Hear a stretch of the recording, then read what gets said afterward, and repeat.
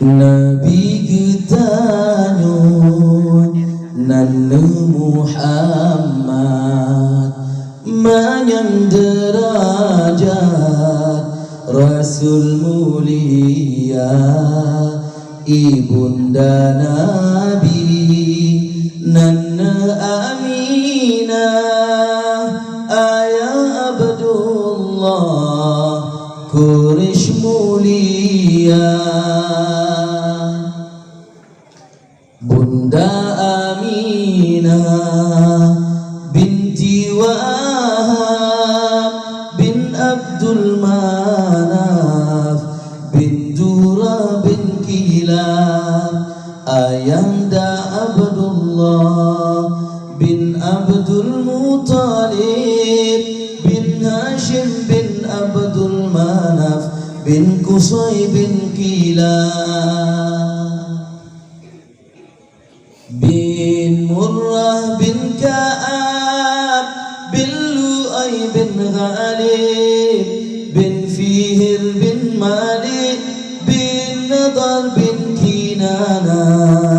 bin Khudaimah bin Mudrika bin Ilyas bin Mudar bin Nidar bin Ma'ad bin Adnan bin Ud bin Mukawwin bin Nahur bin Tayrah bin Ya'rub bin Yasjud bin Nabid bin Ismail bin Ibrahim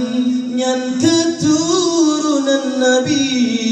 Muhammad Habibullah Menasab troba Nabi Ibrahim Khalilullah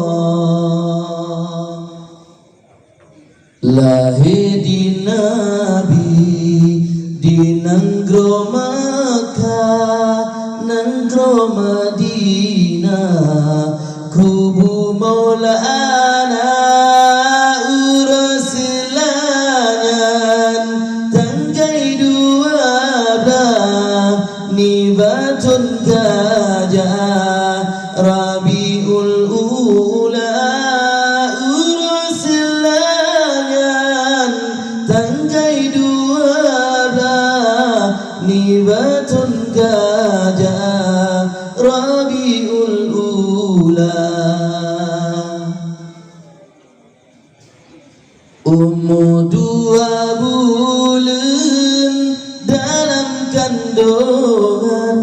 ayahna sayang netinggai donya yatim lam kandung di Rasulullah kata li ayah lahi maulana kamati apui majusi semua hancur dumpuna patung-patung berhala sampai leura menggentak Ka'bah senang Baitullah dengan lahir maulana Nabudro bidan lahir Rasulullah Maryam Asia Sarah ngan Hawa Ma'ridha Nabi Nanna Suwaibah Halimatus Sa'diyah Ma'ridha kedua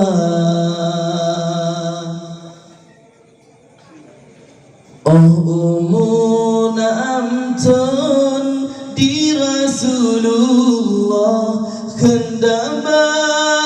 Allah sakit di pamana trip sakit wafat Aminah lihatli ayah kata lempama yatim masajud Nabi kendak Rabbi nyan kehudip maulana tinggai sajane Abdul Muttalib yang asuh hudib masa judi Maulana Ummu penonton Nabi Muhammad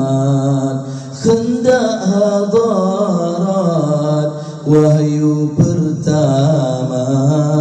ke Rasul Allah Nabi angkat di sidih tempat di Gua Hira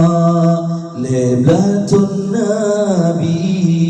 dakwah di Makkah Nenggro Madinah si ploton masa namplo letun umum lebih pedurang Nabi ketanyo netinggai do